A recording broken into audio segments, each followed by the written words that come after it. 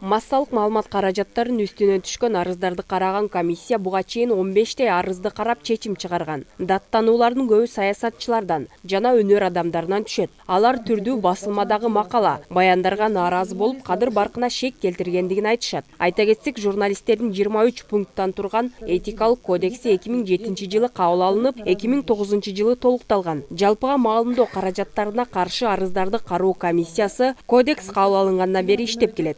2017 жылдагы бир топ медиалар, бир топ телеканалдар, бир топ массалык маалымат каражаттары сотко берүүлөрдүн артынан жабылып калды да. Негизи ошол сотко берүүлөрдөн мурда биздин комиссия бар да. Ошол журналисттердин, медиалардын үстүнөн арыз даттанууларды карай турган бизде атайын профессионал комиссия бар да. Ошолорго кайрылып, анан ошол сотко жеткирбей эле бүтө турган иштер дагы сотко ашып кетип атат да, тилекке каршы. Кыргыз медиасында журналистик этиканы жана шайлоо мыйзамын одоно бузган 101 учур катталган. Анын 13-ü аноним автордун макаласы, телеканалдардагы чектен чыккан тең салмаксыз баяндарды НТС 49 жолу, 5-канал 41 жолу, КТРК 14 жолу ободон кетирген. Конференциянын жүрүшүндө катышуучулар тарабынан бир топ сунуш пикирлерди айтылды. Эгерде журналисттер кайсы бир мыйзамдарды бузса, шайлоо мыйзамдарын, анда ошол комиссия аркылуу чечиш керек да. Биз өзүбүз Борбордук шайлоо комиссиясынын укугу дагы, потенциалы дагы бул маалымат чындыкка жатабы же бул маалымат бирөөнүн аброюна шек келтирип атабы дегенге баа бере албайбыз. Биз андай мыйзамда укугубуз жок. Бирок тилекке каршы практикада Борбордук шайлоо комиссиясы талапкерлерге, саясий партияларга билдирүү жасап, эскертүү берип, анан кийин ар кандай каттоосун дагы жокко чыгарып күндөр болгон да. Бул туура эмес. Журналисттердин жыйынына президенттин басма сөз катчысы жана маалыматтык саясат бөлүмүнүн башчысы Толгонай Стамалиев да катышты. Ал комиссиянын ишин кубаттап, мамлекет тарабынан мындай уюмдарга колдоо көрсөтүүлөрүн билдирди. Мамлекеттин өнүгүшү үчүн прогрессивдүү идеялардын, прогрессивдүү проект долбоорлордун ишке ашыш үчүн албетте белгилүү бутактары дайыма масс медиага, маалымат каражаттарына таянат.